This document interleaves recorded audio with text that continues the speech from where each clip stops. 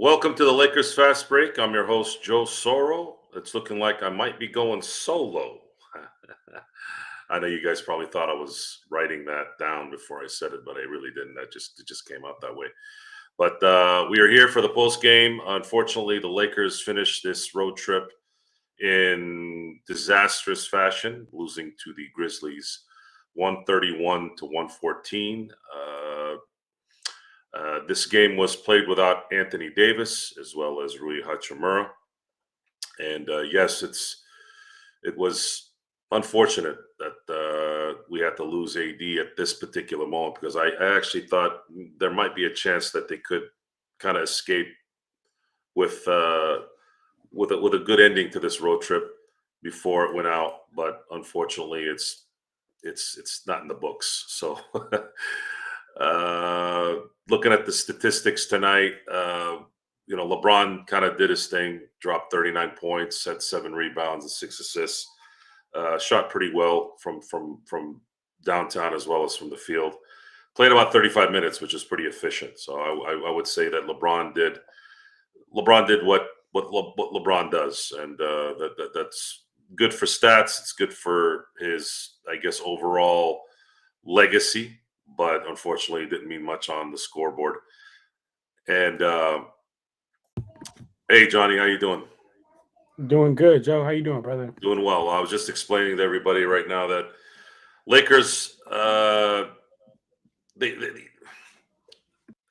the Lakers kind of hung on a little bit here. During playback, we were explaining that they were battling. They kind of kept it close until what would happen is every time they'd get anywhere within like 1 or 2 points, 3 points, whatever, Memphis would drop a three, and it kind of just they never really came close. It was pretty much Memphis from beginning to end with a few flurries there by the Lakers to kind of give you maybe some hope. But unfortunately, the Lakers team just does not have enough talent. They don't have enough guys that can execute. And they were missing shots early too. I think if they had been making some shots when they were supposed to make them, in terms of being open, that might have helped. Dalton Connect was missing a lot of open shots, as well as not really running the offense very well. Again, the rookie stuff showed tonight. For those of you who've been begging to see Dalton Connect played like a rookie tonight. It's the reason why he's probably not getting as much time, because I know there's been some requests for him to play more. Well, guys, he started tonight, and you saw what happened. The other thing is we saw the revenge tour, apparently, and I don't know why this would be a revenge tour, but the Joe Huffs, the Scottie Pippen Juniors, I know Castleton. I don't know if I think Castleton might have made it in before the end of the game, but it seems like the Lakers are now the minor league team for the Memphis Grizzlies. Who would have thought that? But again, Lakers lose pretty badly, actually, 131-114. The current record now is 4-4. And they're going to be going back home and probably playing a Philly team that's probably not going to have Embiid. I think he's suspended, but we gotta see what's going on with Anthony Davis. And Johnny, I'm assuming you saw the entire game. I can't hear you, Jake. Johnny. Sorry about that. Yes, I did. I did see the entire game, and it disappoints me, and it kind of bothers me, Joe, because this is why the losses, and I don't even know if that's a real word or however you say it, but the games that we don't win against easy teams like the Pistons hurt us so bad. Because look, if we win a game like that, Joe, then you know what? All right, we dropped this game. I mean, it's not great, but it is what it is. We still have somewhat of a winning record, but come what I'm saying, we lose to the Pistons. Now come into this game, no Anthony Davis. We're going against Ja Morant. We have terrible backcourt defense to begin with, and then I mean that's what happens. I mean you saw what happened early, and I mean it just bothers me as far as that, and then I mean as far as this game. I don't know. I don't know what we expected. I actually thought, to be 100% honest with you, early in the game we were actually playing pretty well. and keeping surprisingly to how I thought we were going to play without Anthony Davis. But we ended up letting him go off on too many runs, and hey, we lost tonight, Joe. Not happy with it. Can be ever happy with the L. No, and this was an expected loss when you factor in the details of the road trip. When you look back on the road trip, you can see some things just kind of put together in terms of the just the tenor of the team. You start out 3-0. Yes, we're playing maybe above our heads a little bit, but maybe this team has a chance. But then when you start looking at the schedule, you're like, okay, so they win the first 3 games, and then you go to Phoenix, and you're supposed to probably lose that game because Phoenix tends to play up against the Lakers, but you're probably a shot away from winning that game. And then that changes the dynamic of the road trip, because then you can look at it as, okay, if they win in Phoenix, they're 4-0. They get smoked by Cleveland, which was kind of understandable to a degree because Cleveland's really, really good, and they have young talent that can exploit the deficiencies of the Lakers. And then you assume you beat Toronto, you beat Detroit, and then you lose to Memphis. So now that road trip looks completely different. Now you're looking at a 6-2 run in the first 8 games, and you're pretty happy.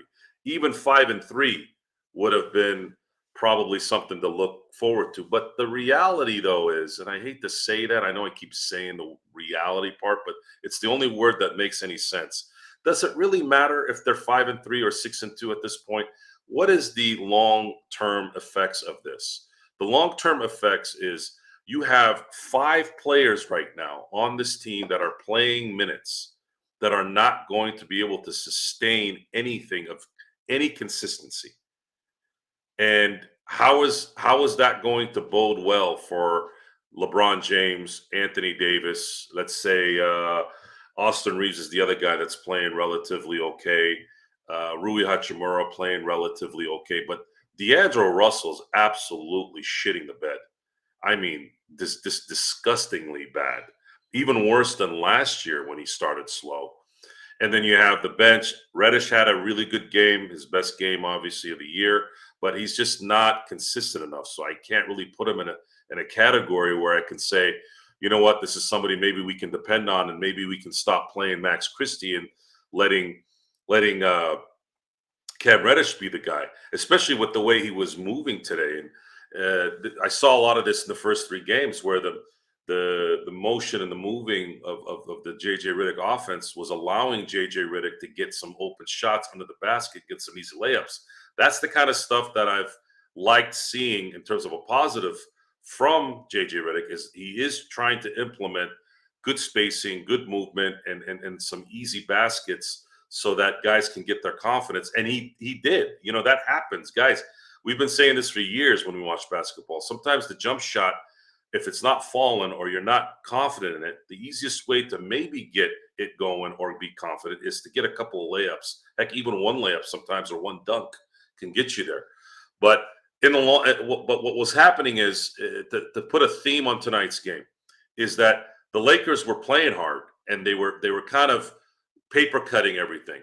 They were playing good defense, relatively good defense, tight defense, and then they were making shots, but they were trying hard to get those shots. And then as soon as the Memphis Grizzlies had an opportunity to shoot a ball, they'd shoot a 3, and it almost would dampen all that effort that the Lakers were putting into getting a 2-point shot. So it's not a sustainable. It's just not a sustainable process for the Lakers. It's just not going to go that way. And they're still 5 weeks away from being able to trade freely, which is December 15th. So you're looking at this being 5 more weeks of finding themselves until they can actually legally trade somebody. And I don't know what the solution is, especially with AD being out. I don't know if he's got a lingering foot issue from last year. Then I don't know how that's ever going to go away. This is going to be a maintenance setup throughout the year, and this team has no room for maintenance setups. They would need AD to probably play 78 games this year for them to have any shot at getting anywhere. Joe, brother, I'm honestly right there with you. I mean, we've been on board that the Lakers just aren't really going anywhere until we not only get a big, but also get a bench. But one thing I do want to say, and before I say this, what's up, Xbox, and what's up, everybody that said acknowledge me in the chat. Appreciate all you guys as always. But what I was gonna say, Joe, was some people here in the chat are talking about like might as well just tank. And I mean, at this point, like, I guess what are your thoughts on that? I mean, as in the game of basketball, I think winning is everything. So you always want to try to win. You never want to like try to purposely lose. But tanking sometimes it could work in your favor. I.e., what the who was it? Who was that like purposely tanked and just got a good draft pick this last year? Oh no, the Dallas Mavericks, when they purposely tanked and got Derek Lively, right? So sometimes you could do that and it can happen. But I guess I wanted to ask your thoughts on something like that, because we know this team isn't going to be competitive. This team is going nowhere that we would be okay with, So how do you feel about that? The ultimate insult is that it doesn't matter if they mess up this year at all. It's going to be. It's not going to be for anything. They can't. Their pick is going, I think, to Atlanta through New Orleans, and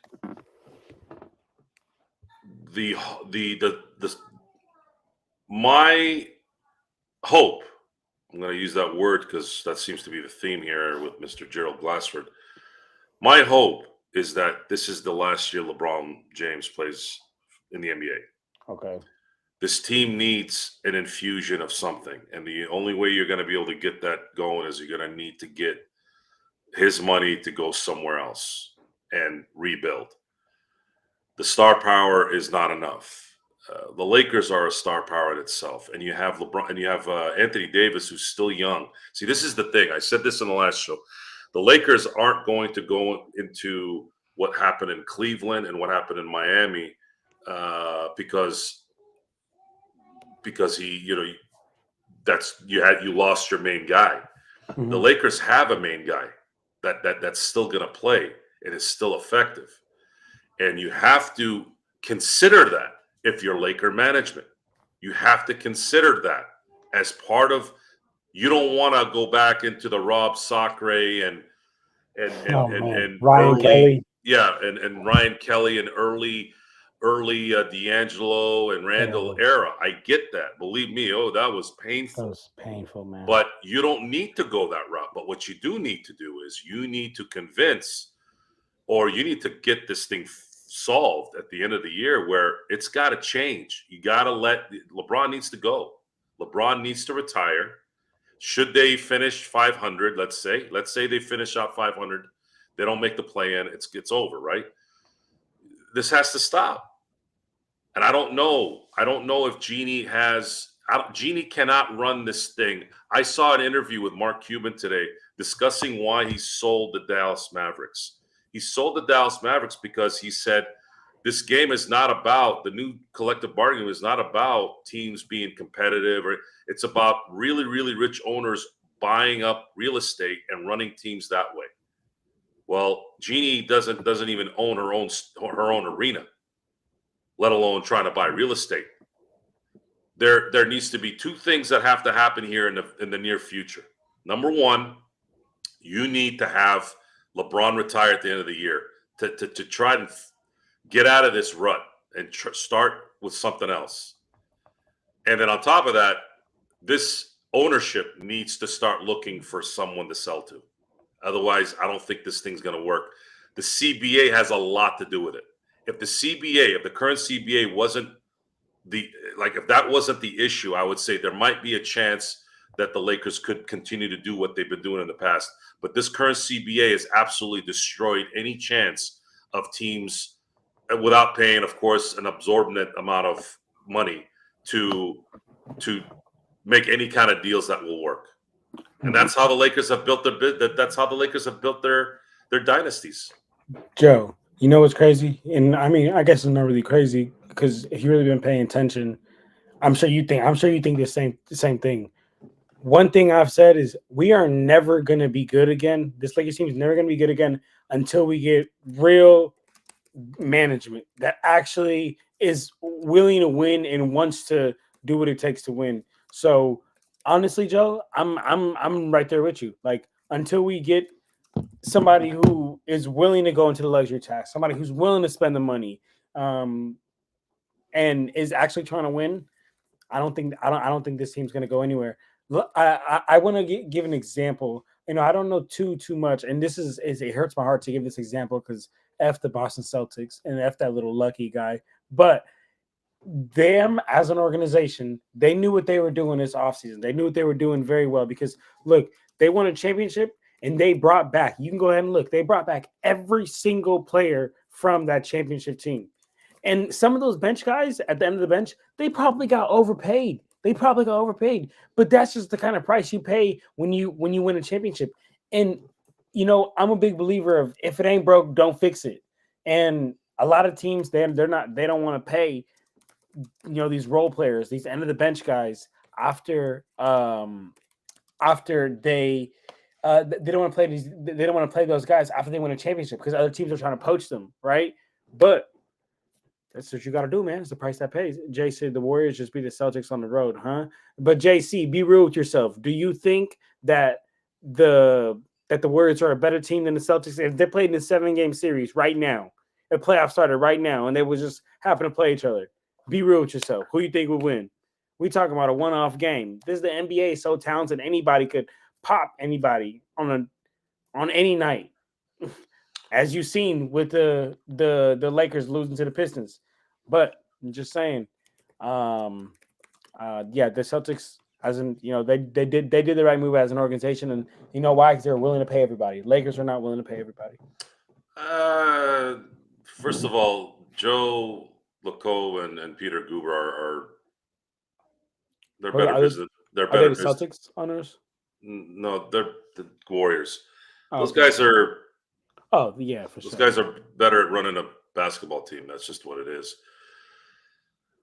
The campaigning to get the Guggenheims to buy the Lakers has started. I want the Guggenheims. For those of you who don't know who the hell that is, the Guggenheims own the Dodgers, and when they bought that team from Frank McCourt, who was maybe a hair level below Donald Sterling in terms of pathetic owners. Oh, really? Yeah. As soon as they took over, they bought it in 2012, 2013. They have not missed. They've won the division every year except for one, and they made the playoffs that year and went to the NLCS.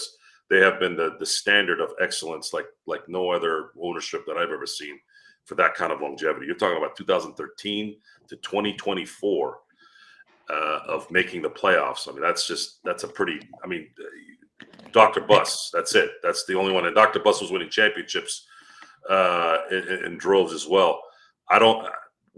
That's what's going to have to happen for this to change. The Lakers need a bigger entity to take over the operation. I don't think this is going to ever work. And it's probably going to happen because at some point they're going to know that they can't afford to do this anymore. Jeannie's going to know that she can't afford to do this. She's not a spring chicken. She's not in her 40s. She's in her 60s. She's going to get tired here in the next probably 5 years. She's not going to want to do this. And I don't believe Joey or Jimmy or whatever the Buss kids are. None of those guys are capable of running this because they don't have the money and they don't have the networking or any of the resources that these big companies would have. So I would highly recommend AEG and Jeannie to somehow figure out something within the next 5 years to sell this team to the Guggenheims and let them run their excellence with the Lakers and the hopefully the Laker future is in better hands. But as far as the now, we seem to be getting a lot of Warrior talk here. I don't know why, but folks, there's 82 games in the season.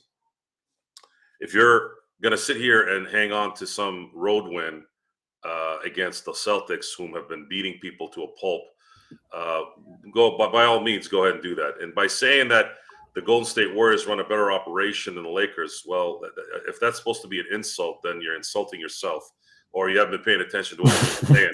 We already know this. We're not stupid, okay? And a lot of the discussions this summer has been stuff that we are talking about now, but for a brief week or so, we were called clowns because they were 3-0. Folks, talent is talent. Talent that isn't talented is not talented. I know that sounds pretty remedial, but that's how it works. The Lakers are on the fast pace to really, really, really mediocre basketball right now, and they've been on that pace since the draft. And the anger and the irritation and the constant bickering of it, some took it as good information, some took it wrong, and you're wrong now, and it's not looking good. It's not going to look good here. My focus now in terms of the next 3 games is that they are at home. They could make up some ground by winning all their home games too. We'll have to wait and see. Philly's going to be missing Embiid, so they're going to have a little bit of an advantage there, especially if AD comes back. And then Toronto, I believe they're talented enough to beat Toronto at home. And then Memphis is going to be a tough game. I would say, looking at how they've played, I'd say a 2-1 record in those 3 games might be actually a good setup. Now you're looking at 6-5. Sure, it's still kind of but is it going to be worse if it's 5-6? Sure. So we're going to have to see how that goes. Question for you, John: do you watch the entire game tonight? Hold on, let me unmute you because I keep hearing rattling here. Sorry, it's because I got a whole. It's your computer. It's not the background. I keep hearing this, like typing. But the question I have for you is, what did you see tonight from anyone that was a surprise? A surprise. Honestly, I was surprised at how well Cam Reddish played. I'm gonna be honest with you. There was a point in the game where I think he got 2 stops in the backcourt, and I was like, "There you go, Cam! Like that's exactly why, like we had you on this team." And to see the 15 points that he put up tonight too, like that's just an extra. I was never expecting that. Cam is kind of, I mean, he's a little bit better offensively than Vando, at least in my opinion. But I think that Cam, when he gives you anything on the offensive end, it's like great, I'll take that. But what we really got him out there is the defensive end, and I think he brought some great energy to defensive end and had 15 points tonight. I was like I said, surprised that didn't. If I had to put it over under 15 points tonight, I would have for sure put under. No surprise, what to me, and not trying to be rude because it's. I don't know this. If I don't follow this man's career, but I'm pretty sure it's that Christian Coloco's guy's like first NBA game, right? It was his first game, so I mean, no surprise that he was what someone would do in their first NBA game, but in 13 minutes, as a big man, did only get 2 rebounds. Kind of like when he came into the game, I was actually doing a live stream on my TikTok, which if you guys want to check out my TikTok, come check me out at Lakers Corner 24, something like that. Y'all know my black Lakers 24, something like that. Something like that. Let me tell you guys.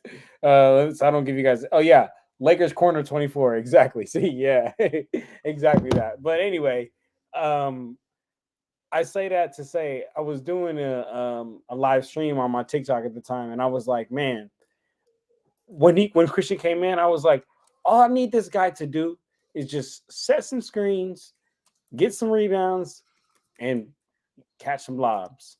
And he didn't really do that. But like I said, can't really blame him. First NBA game. And hey, JC, bro, go ahead, find your way out, bro. Because if you don't want to be here, don't nobody want you here, gang. All right. Anyway, well, who the hell is JC anyway? I have no idea. His hold on, let me read what he said. Hold on. He plays defense. LOL. AR and D-Lo score 17 points with negative plus minus, and there you think this team will get better, Joe. When the fuck did I say that? When the hell did I say this team was going to get better? Are you stupid people? Like, you got your hearing aids off? I hate when this is the part that you all need to get called out on, okay? I didn't say anything like that, yet you wrote it. Where did your brain go? Where did it go? What planet? Saturn? Mars? I didn't say any of that. So get your heads out of your ass long enough to clean your goddamn ears, both of them. That's why you have two instead of this or this. It's easy to do this when you're not looking at somebody in the face. When you say something, make sure I said it. Don't bullshit.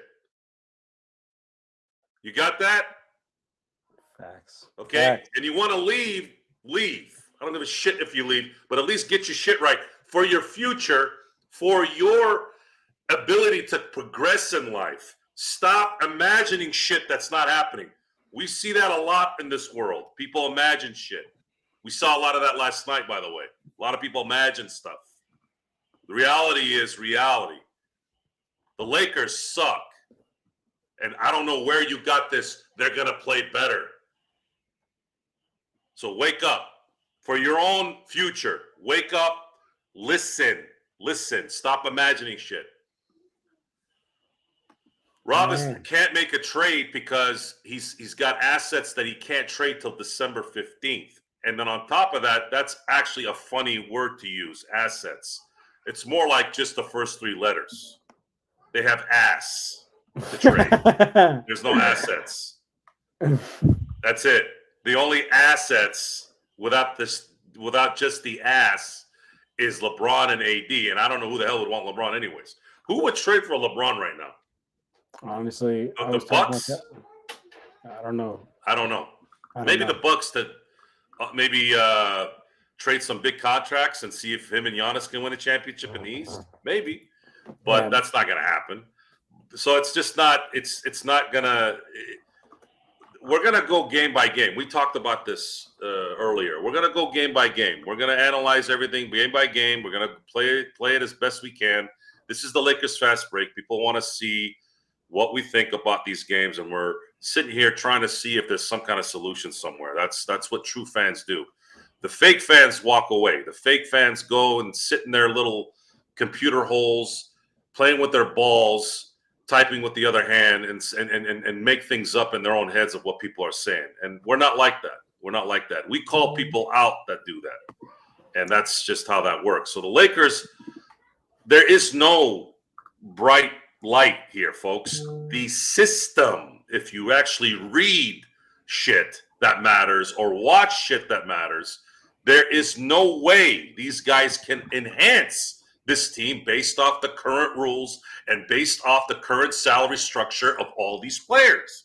Okay, you have two players that are making $111 million.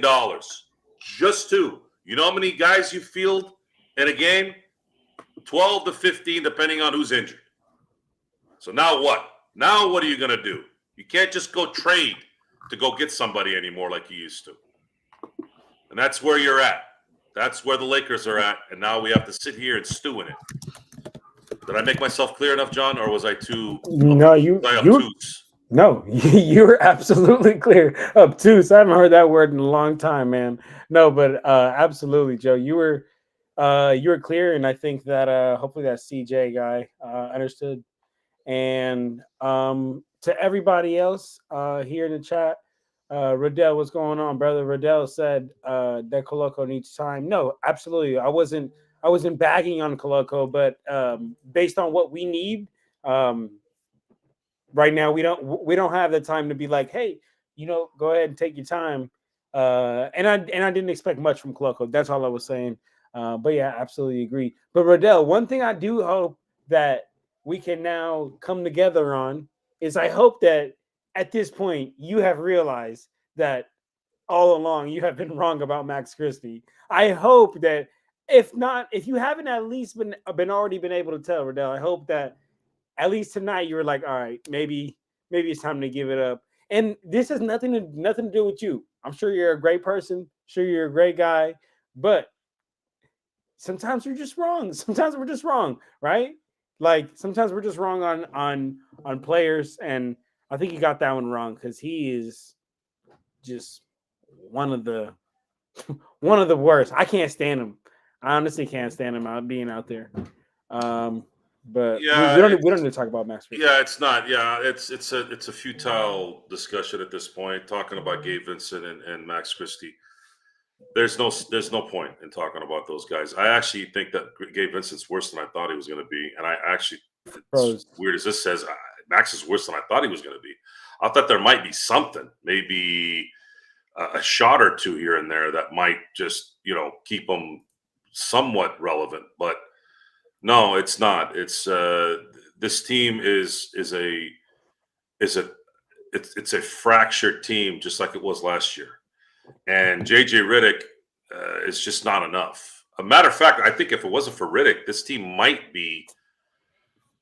I think they might be 2-6, probably maybe 1-7 if it wasn't for JJ Riddick. I honestly believe that. I don't think they would have probably beaten Sacramento or Phoenix. I think they would have still beat Minnesota because Minnesota just looked kind of zapped in game one.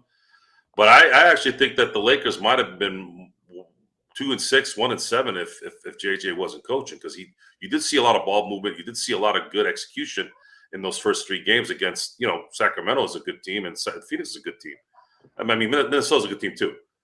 It's not sustainable because there's a mentality that needs to be there for an 82 game season, and very few players, very few. That's why these guys are elite. That's why the guys that are getting paid $50 million a year are who they are. These guys are prepping every single day, from eating, from drinking, from sleeping, from working out, from stretching, from whatever, plyometrics. These guys are doing this every day. Guys like LeBron, guys like AD, guys like Giannis, guys like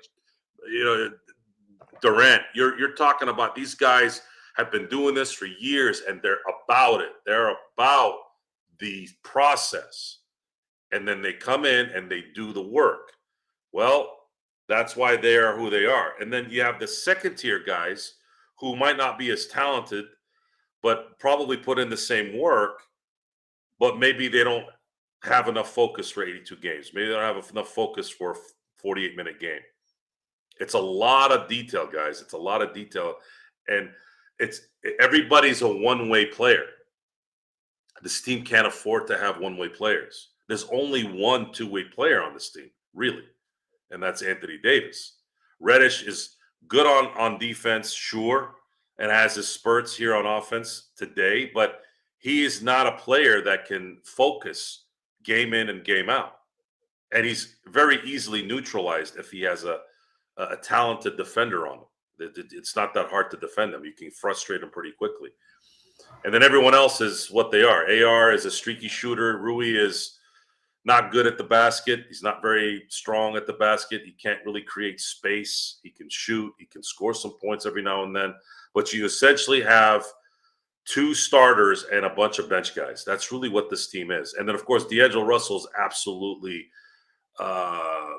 saying shit in the bed is an understatement. He is absolutely dreadful right now. He's playing the worst basketball since his rookie season. I have not seen him play this bad since his rookie season, and unfortunately, I had to witness that during that year because he was drafted by the Lakers. For those of you who don't remember, and it's just not good. It's not good at all. But there's AD's foot issue. When I heard that he had an issue all summer or since last year, I was like, what? When the hell did this happen? And how the hell did you not address the issues of this team even more, knowing that this guy had a foot that was going to be a problem?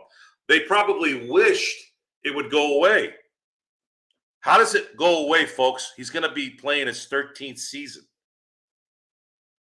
Those kind of things don't go away when you've been playing 13 seasons. You know what you need to do? You need to get him help so that he doesn't have to kill himself to have that re-aggravation.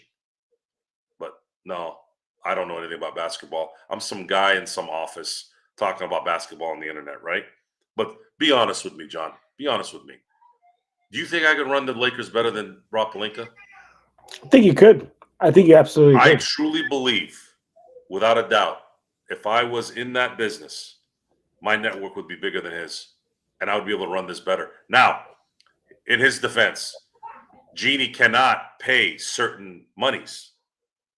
So he might be strapped on top of that.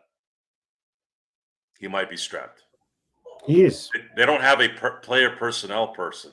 It's Genie and a GM. And then are stooges in between, which do nothing. Oh, all right. Let's see here. Let's talk about what's up. I went out of mommy's chi-chi. You're crazy, baby. All right, go mommy. Yeah. Anyway, that was funny actually. Anywho, that was funny. I need to address the chat because Xbox said we need John's thoughts on D'Lo. Guys, come on, man. Who? Do What? I have? They said they need to hear my thoughts on D'Angelo Russell. So give me your thoughts on D'Angelo, and then Lakers all day dope. We have to trade D'Lo and Austin. They are cooked again. Okay, so do this since you're the fan club president. Address what Lakers all day dope just said. How could this team trade Austin and D'Angelo Russell and bring some kind of value back? I would love to know that, Joe. I would love to know that. If somebody could show me a trade that makes sense and that is realistic and that you don't have to go on 2K and turn on like trade override. Please show me, because I cannot find one realistic trade, Joe.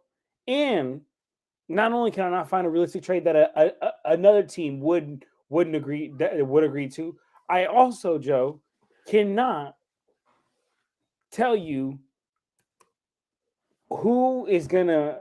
And I'm not gonna give the whole spiel. I gave the whole spiel literally the last 3 streams in a row. Who is gonna run the offense, Joe? Who is gonna get Hayes those easy buckets? And if it's not for LeBron, it's got to be D'Lo. And it sucks to have him on this team. It really sucks. And Joe, I love your take about this is his worst season since his rookie year, because it is. It really is. I thought, wow, you know what? D'Angelo Russell's going to come into this offseason saying, man, the last 2 years in the playoffs, I've just been absolutely whole. Absolutely buttholes. That's how he's played. He's played like buttholes in these last 2 postseasons. And I was hoping he'd get ready come regular season this year. And nope, I was dead wrong. And essentially, man, we're stuck with him. Austin Reeves, if we trade him, I just don't think his trade value is high. Like at this point, like I think his trade value is the lowest that it's been. Actually, to be honest with you, like I know, like last year, he still had that aura on him that was like, oh, this cold white boy, and everybody wanted him, and everybody liked him, and I still do think that people do, but he's having a down year in my opinion. So say that to say, why would we trade at its lowest value? But what's up? Well, looking at their contracts, you're looking at a total of just under $32 million. And you're looking at one of those being an expiring contract. And then I think Reeves has a lot of value at his contract for at least 2 more years. So there's value in both of those contracts, one from an expiring one and the other attaining Austin Reeves's skills, which is he's a good player. He's a good player, and he could be working really well with a team that's maybe trying to make the playoffs or sustain the playoff hopes, or maybe a team that might be going to the second round or something. The question then is, if you were able to trade those guys, who is likely to come back? The only guys that are making that kind of money in and around the league are usually guys that are not competing. And if those guys are going to get traded, are they going to want draft picks attached to that? Maybe that contract, let's say Jeremy Grant, looking at Jeremy Grant's contract. Are they going to want to trade for for someone like D'Lo and Austin to maybe get out of that contract. I would say there would be a possibility he's making pretty much right around what these guys are making, and they have to pay him another 3 years after this. That's the only one that I've seen that could match and they could make it work. There's an issue there though. There's no point. There's no guy that you'd get rid of Austin and D'Lo. Now you have only one ball handler on the team, and that's LeBron James. So there would have to be something that comes back to the Lakers where they can get a guard that can handle the ball. So that trade is not very likely.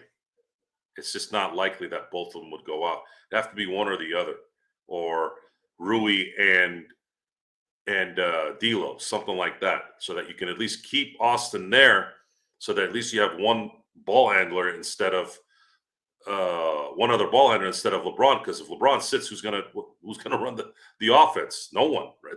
With the current structure, they're in such a bad position that they can't even work around it because of the deficiencies they have in so many of the important areas.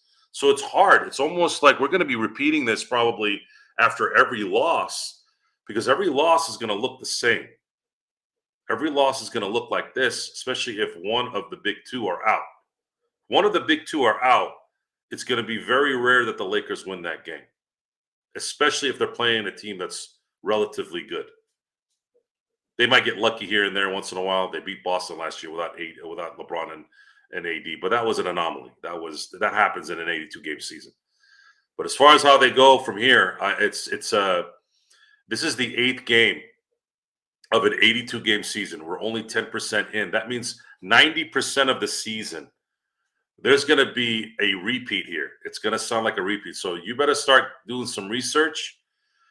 John, if you're going to be on this show, you better start doing some next level shit in terms of entertaining. Otherwise, it's going to be the same message over and over again. Oh my God, Austin couldn't make a shot.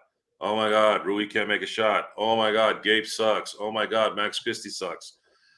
Because the reality of that is that it's more likely that the Lakers are not going to do anything than something in terms of enhancing this team. We're going to have to ride this roster till the end. Joe, you know what sucks? It's like when you had the formula, you had it in your hands. Joe, we fudging had the team in 2020. We had it figured out. We figured out how to best use Anthony Davis.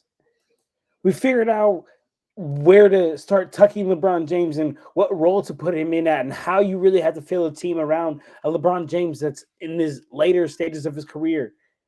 And you know what we did, Joe? We let it walk piece by piece by piece by piece, because all of, oh, we don't want to pay that. Oh, we can't match that. Man. Well, what happened was they panicked. The panic started in 20. They panicked because of Harden going to Brooklyn. And that's what created this problem. I understand. But you know what's crazy, Joe? So in 2020, we had a defensive-minded team. I think that was one of the biggest reasons why we were so good. We had a defensive-minded coach in Frank Vogel, and we had defensive-minded players. And the following year, we still had Frank Vogel, but that's when they switched up. That's when they tried switching up the whole team, and we went with like Trevor Ariza and Carmelo Anthony and all of them. And we did away the AARP team, yeah. Thank you very much. Right, that we went away with the defensive-minded lineup, and we went with the two. And literally, I remember there was a soundbite, and LeBron was saying like, "Yeah, we're switching up our offense to where instead of stopping teams, we're going to try to outscore teams." Ever since then, we've literally sucked. We've literally sucked since then. I'm just going to be honest, guys. I mean, sucked it's a harsh term, but in Lakers standard, we haven't been anything that's worthy of being like, hey, man, hell yeah. So I say that to say, yeah, you're right, Joe. It's frustrating. We can't go anywhere. But what's even more frustrating is that we had it all in our hands and we just watched it all go. And all because of the root cause of all this, that bus lady. She needs to it's get on the not. bus. They treated Frank Vogel like trash. They let certain players dictate certain decisions and agencies. The agencies is really to blame of this clutch. They were right. See, the thing is with sports is sure you can be right once in a while. A broken clock is right twice a day, right? They were right about how they set it up, and then they got happy with themselves. They thought, oh, we'll keep calling the shots here because we won it before. That's not how it works. Every season is different. Every two seasons, every 3 seasons is different. Things change. People want more money. People get comfortable with the title. Whatever. I hate talking about this. I'm gonna say this last thing about it because I don't really want to talk about what happened in 2022 again or 2021. It's just it's a waste of time. But more worse than that, honestly, is the fact that the league in general decided to set up their league in a way where the only way you're going to succeed now is either getting very, very, very lucky, or you're going to have to build your own team because you have no shot at bringing anybody in of substance, which is very unsportsman to me. Because you look at the past and all the great players. You look at guys like Kareem Abdul-Jabbar. You look at guys like Shaquille O'Neal. If you look at other sports, you look at Peyton Manning, people that went to other teams and won. They were still great players after they left their first destination. These kind of things are not going to be the norm anymore. It's going to be basketball is different than football. It's different than baseball. You can't always find these gems other than the top picks. You get lucky here and there, but it's not the norm. So I don't know what's going to happen. I really don't know how long this is going to take. I think in the end, the common sense detector in my head says in the next 5 years, as the Lakers continue to descend to garbage, if they continue to operate like this, you're probably going to see a lot of talk about how ownership needs to start looking for somebody to buy the team because they're not going to be able to compete. They can't. They're not. It's not feasible for them. And that's the only thing I got left on that. I mean, that's a gloom and doom scenario after the 8th game of this season. But this is something I actually been thinking about all summer, and seeing what the Dodgers did this year, and seeing what they've been doing all decade. You've seen how excellence is, and then you see what non-excellence is. And I don't have a lot of respect for Jeannie from a business standpoint, and I don't have a lot of respect for Rob in a business standpoint. And if I am a guy who's just observing this, I can only imagine what's going on when people are actually working with them. It's just it's kind of the reality of that. But I'm gonna go to the crew here on the chat here. Let's see what you guys got here. Hernan said, Joe, how do you feel about the Lakers trade for Giannis? There's really no. The only way they trade Giannis is if they want AD. Yeah, if AD can come. But I don't see the Lakers trading AD. What would have to happen there is you get Giannis, and then you'd have to figure out a way to get rid of LeBron too, because I don't think that changes anything. Let's talk. You tell me if you want to talk about something else. But serious question, Joe. Like, yes, preferably this is LeBron's last year, but like, not really. I don't know that. No, I know, but I'm saying like preferably. I hope it is. I know that's what I'm saying. Like preferably, like we would hope that it's LeBron's last year, but I don't think it is. I'm gonna be honest with you. Do you is LeBron retiring as a Laker? Yeah. Yeah. You think okay? Yeah, he got his wish. They got their little fairy tale thing with his son. The question now is he going to want to not make his $50 million next year. That's the only thing that I would say is keeping that decision from in the middle. That's not. But I don't. I'm not loyal to LeBron. Yeah, no, yeah. I'm not loyal to LeBron. I don't give a shit how much you love LeBron. I love LeBron. I didn't care how much I love Kobe. This is Yeah. about the Lakers. I'm a Laker fan. I've been a Laker fan before Kobe. I've been a Laker fan after Kobe. I've been a Laker fan before LeBron. I've been a Laker fan before, I'll be a Laker fan after LeBron. There is no anything above the Laker team. And I don't care about the individual. I care when they're playing, and I'll support them and I'll champion them.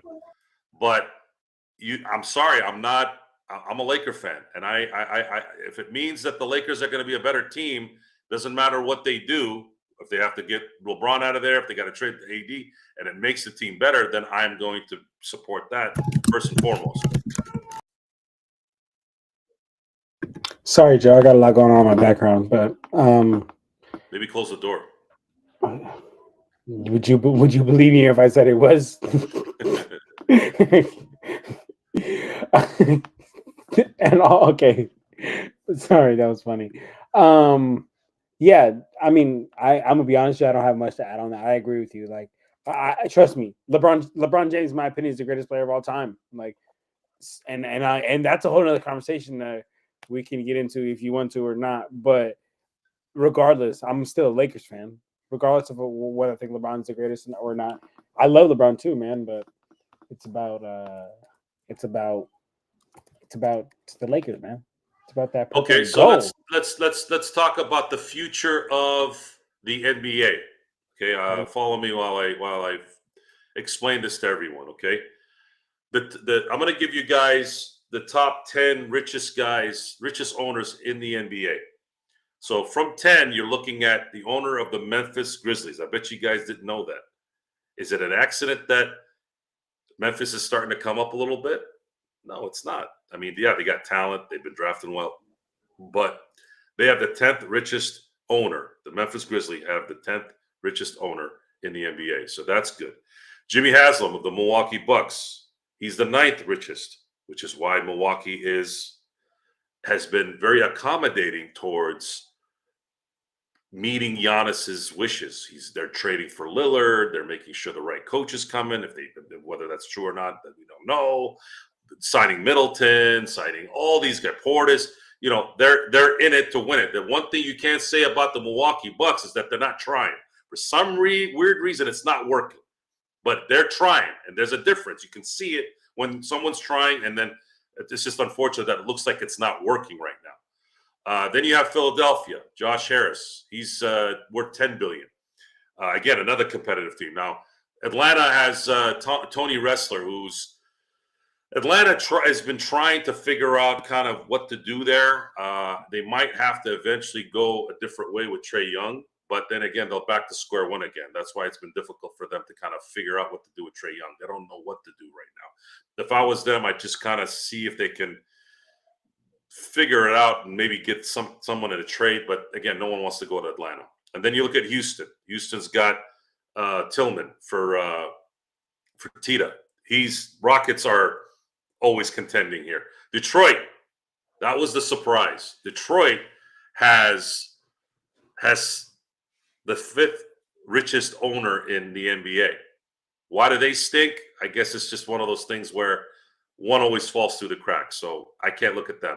Then you got Mickey Arison in Miami. Obviously, he's been one of the more known guys that are rich there, and of course, a very successful business model there. And then you have Stan Kroenke of the Denver Nuggets. Denver's been running a really good program there for the last 5-6 years. Not an accident. Again, very well supported. Stan Kroenke is a really, really good sports owner. If you don't believe me, look at the Rams. Yeah, he does a really good job. Dan Gilbert seemed to have resurrected the Cleveland thing after LeBron left, although Dan Gilbert doesn't really run the operation right now. I think it's his son because he had a stroke and hasn't been really, really well. So this setup is going to lead us now to Mr. Ballmer in LA. So this is what Jeannie is going to have to compete with here for the next 10, 20 years, or I should say, let's say 10 years, she's not going to be able to. She's not going to be able to, especially with her ability to conduct her business through emotion. Putting her head on LeBron's shoulders, giving him every wish he wants to go draft his no-talent son. It's just a constant constant nonsense and constant catering to everything and anything except winning. And if you're not going to win in sports, you are useless. I'm not going to buy a ticket to the Laker game, and I'm not going to buy your merchandise. You might have me on YouTube talking about you. You might have my eyes on the tube, but I would still have the tube without the Lakers. So I don't feel like I'm giving you anything there. And that's kind of where I'm at on that. I'm going to answer a few more questions, and then we're going to call it a night here because I think Johnny Boy needs to go do some daddy duty. Let's see what Rodell says here. Hold on, Rodell. I haven't talked to you in a while, so I'm going to give you a little space here. The problem with the NBA is that they are catering to the small market teams. The other problem is no one cares about these teams. The NBA is not the NFL. It's a bad move. I agree. We've talked about that. I said that the collective always talks out of their ass. I was just explaining certain comments from the board about how people imagine things when people say things when it doesn't happen, right? Well, the NBA seems to want to create this parity.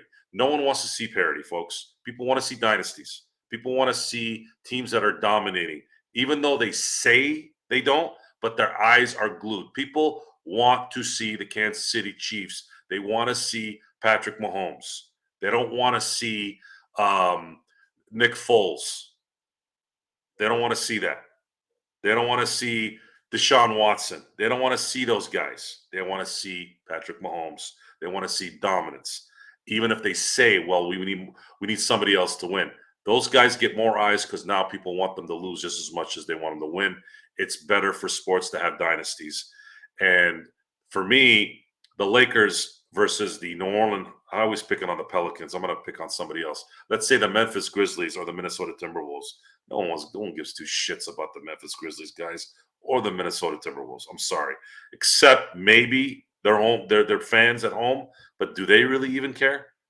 Are they really excited? Is Anthony Edwards this iconic guy you have to go see him? No, he's a really, really good player. John Morant is a really, really good player. But the household names? No. LeBron is a household name. Kevin Durant, sure. Steph Curry, sure. But those guys now are kind of running into that. They're in the dead space. They're not the dynasties that they were. They're not the guys that were rolling like they used to. Go ahead. Question for you then, Joe. Who do you think is the next household name? Victor Wembanyama.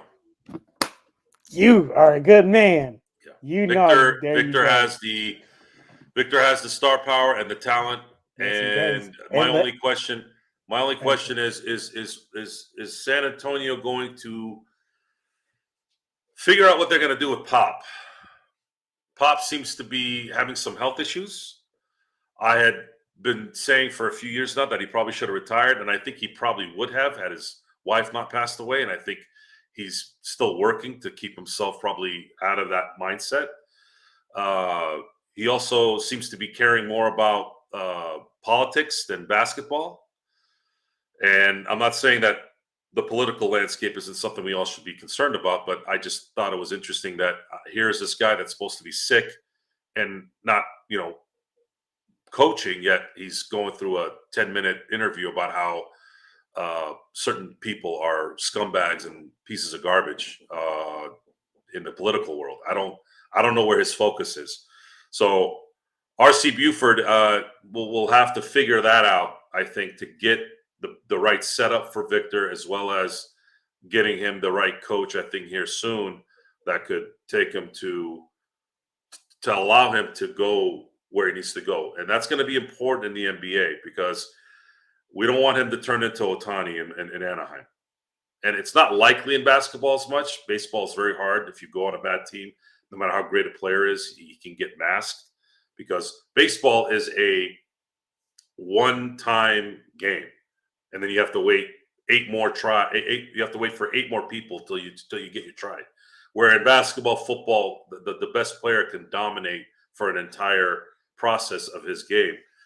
So yeah, it's going to be important that if Victor's going to be this next icon, then you're going to need to make sure that the San Antonio Spurs are winning. San Antonio is kind of it's an okay market, but not really. He would be better off in New York. He'd be better off in Philly or Chicago or LA.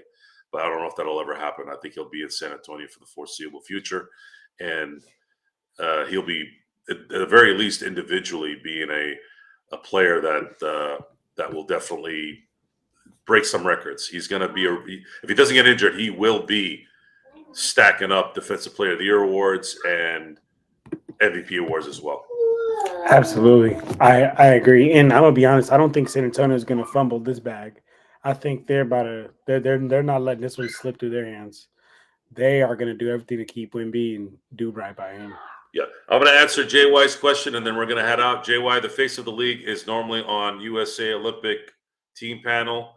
What do you think, Jay and Joe? It still was LeBron. Who was better than LeBron and AD? And I don't know, but I'm gonna again. I don't see anybody right now, guys, other than Victor. Honestly, I don't see Chet Holmgren. I don't see those guys yet. They're not really box office to me either. Shea Gilgeous-Alexander, good player. I don't know. Anthony Edwards, they just don't appeal to me. They're not transcending. So I don't know. Victor's the only one that comes to mind to me that looks transcending. And again, I want to thank everyone for being here tonight. John, thanks for being here tonight. Folks, I'm sorry that you guys had to witness the game tonight and witness the typical dread here, of course. I wish we could be more kind of pepped, but we're not.